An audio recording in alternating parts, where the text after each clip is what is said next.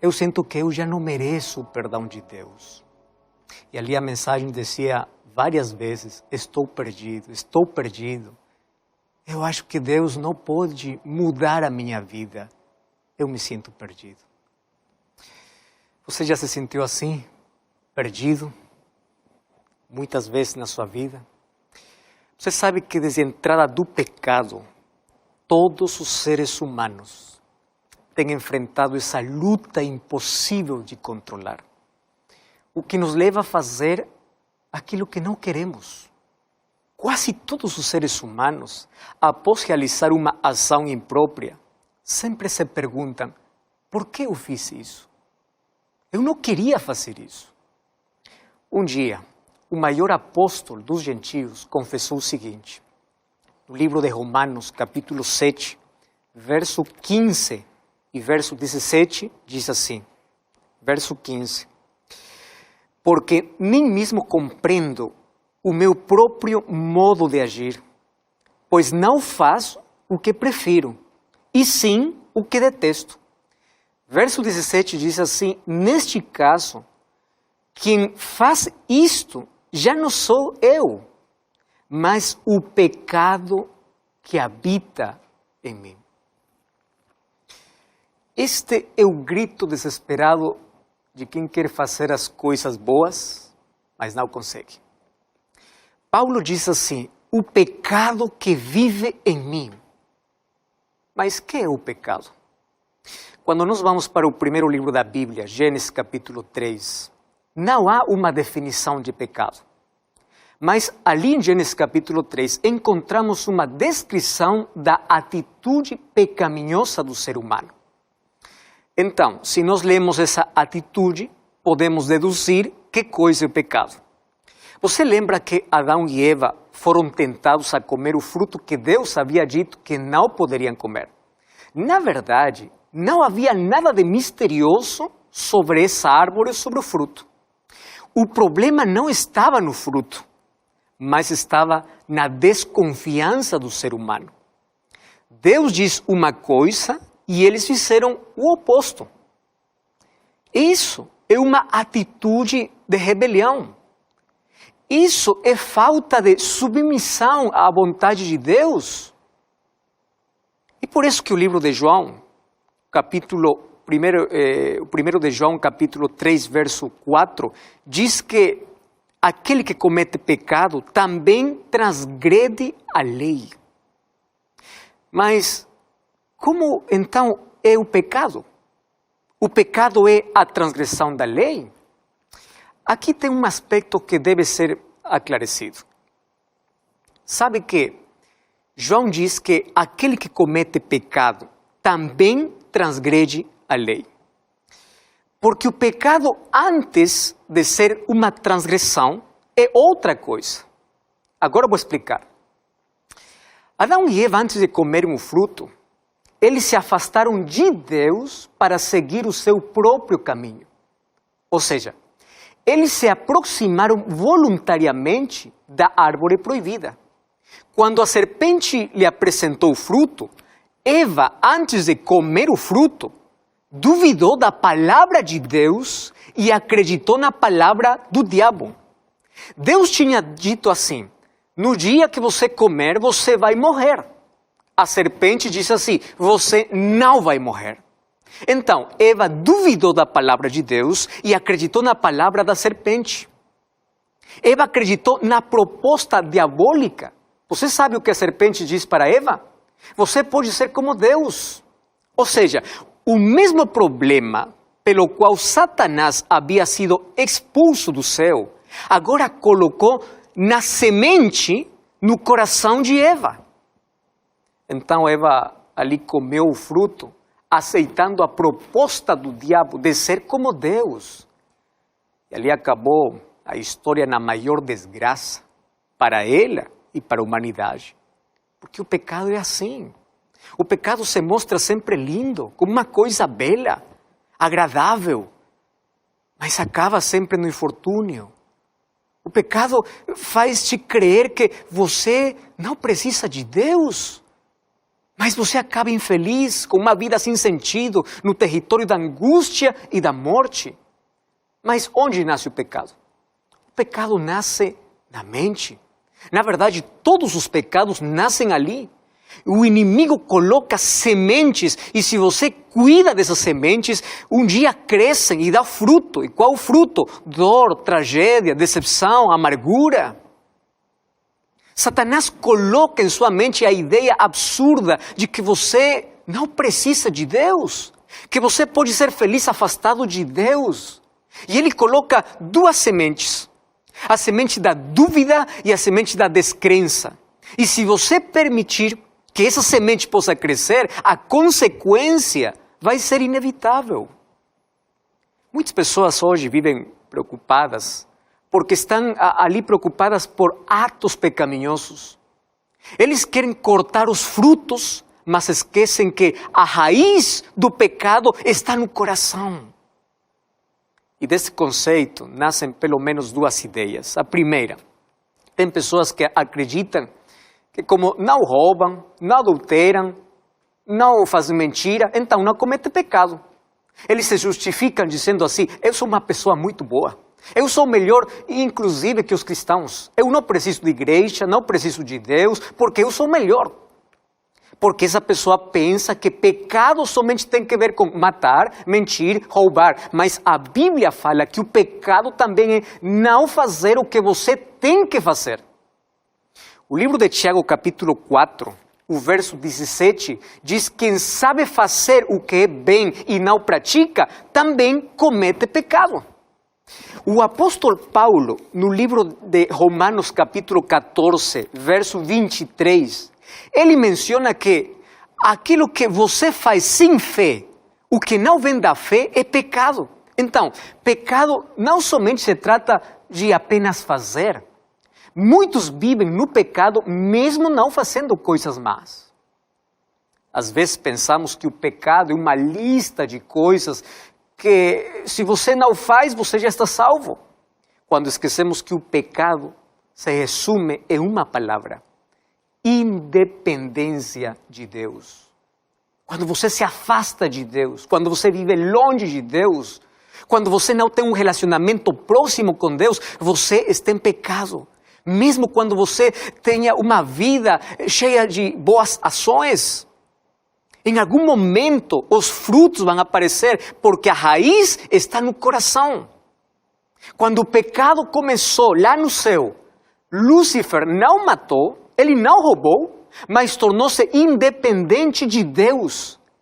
E ele colocou na mente das pessoas a ideia que você pode fazer muitas coisas boas para se salvar. Mas você não pode ter um relacionamento próximo com Deus quando isso é pecado. Pecado é quando você se afasta de Deus e ali você comete todas as coisas más. Tem um segundo grupo de pessoas que pensam assim: eu devo vencer o pecado para ir a Jesus. Então eu primeiro tenho que abandonar o álcool, o cigarro, o vício. Eles acreditam que tem poder, tem força para vencer. Quando Jesus nos convida para ir a Ele como somos, porque Ele tem poder para nos transformar. Se você pode mudar sozinho, então para que você precisa de Deus? Ouça o que vou falar agora. Ninguém abandona o mau caminho para ir a Deus. Quando vamos a Deus, acontece um milagre. Ali nossos olhos espirituais se abrem, podemos ver a nossa condição. E ali acontece o arrependimento. E o Espírito Santo nos faz abandonar o mau caminho. Isso se chama conversão. Tem muitas pessoas que estão convencidas do pecado, mas não estão convertidas. Por quê? Porque não permitem que o Espírito Santo possa transformar a sua vida. Essa transformação que o Espírito faz em nossa mente é aquilo que traz uma mudança. Porque quando sua mente muda, muda suas palavras, muda suas atitudes, muda sua visão da vida, mudam seus hábitos, muda sua alimentação, muda tudo. Isso é uma mudança real. E lembre que sem o Espírito Santo todas as mudanças são superficiais. Somente são aparências externas. Eu fico surpreendido o que diz o apóstolo Paulo quando fala do pecado. O livro de Romanos, capítulo 7, verso 17, ele diz como ele luta na sua mente. O pecado habita em mim. Sabe o que está falando aqui, Paulo? Ele se refere à natureza pecaminosa que surgiu após a queda do ser humano lá no Jardim do Éden. Ninguém é pecador porque mata, porque rouba, porque mente. Faz tudo isso porque é pecador. Porque se não fosse, ninguém cometeria esses atos de pecado. Então, nosso problema é que lutamos para cortar os frutos que são a consequência de viver longe de Deus, quando a solução é Cristo. É começar um relacionamento com Ele, porque Ele vai transformar nossa condição. Davi dizia no livro de Salmos, capítulo 51, verso 5, em pecado minha mãe me concebeu. Isto é, que você e eu somos pecadores desde o momento que nascemos. Davi aqui se está referindo à natureza pecaminosa que todos nós temos desde o nascimento. A criança já nasce com a tendência de viver longe de Deus, mas não é culpada por isso. Ninguém é culpado por ter nascido em uma situação de pecado. A culpa pelo pecado começa quando o ser humano rejeita o remédio para o seu problema. O problema não é ter a ferida, o problema é rejeitar o único remédio que pode nos curar. E o remédio para nossa condição de pecado é Jesus. Não é um diploma, não é um grau acadêmico, não é riqueza, não é um sacrifício humano, não é uma penitência, é Jesus Cristo. Por isso Jesus Cristo veio a este mundo para nos salvar. Ele é a única solução para o nosso problema de pecado. O ser humano com seu esforço não consegue nada. Tudo o que pode fazer é apenas se cobrir com miseráveis folhas de figueira. Mas Jesus Cristo levou teu pecado, meu pecado. Ele nos salvou da condenação do pecado. E só Ele pode nos fazer justos por sua justiça. Não por nossas obras. Mas tudo o que precisamos é ir a Jesus, é viver em comunhão com Ele. Não há salvação fora dEle. Fora de Jesus não tem esperança, não há vida, não há salvação, porque não há outro nome debaixo do céu em quem possamos ser salvos, senão é Jesus Cristo. Sem Cristo morremos lentamente em vida, porque Ele dá sentido à nossa vida. Por isso o livro de João, capítulo 15, verso 5, Jesus diz, sem mim nada podereis fazer. Ou seja, sem Cristo, estamos completamente perdidos. Porém, com Cristo não importa a nossa história passada. Não importa os erros do passado. Quando nos encontramos com Jesus Cristo, Ele muda a nossa história para sempre. Um assassino chamado Paulo, quando se encontrou com Jesus, foi transformado de perseguidor a proclamador do Evangelho. Glória a Deus, porque para Deus não há caso perdido. No livro de Lucas, capítulo 23, eu encontro uma história de um homem que toda a sua vida foi manchada pelo pecado, escurecida pelo pecado. E um dia, como consequência do seu pecado, ele foi condenado a morrer. Graças a Deus que nos minutos finais da sua vida, ele encontrou esperança, ele encontrou a salvação. Você sabe que de Jerusalém saem duas estradas, uma para Jericó e outra para o Monte Calvário. A estrada para Jericó era uma estrada muito perigosa. Ali havia ladrões que se escondiam e roubavam. Nessa estrada, ali estavam os criminosos que viviam uma vida depravada, justificando sempre suas atitudes. Uma vida miserável, uma vida vazia. Lá se esqueceram que por haver escolhido esse caminho, um dia teriam que escalar outra estrada, aquela que levava ao Calvário, para pagar por tudo o que eles fizeram.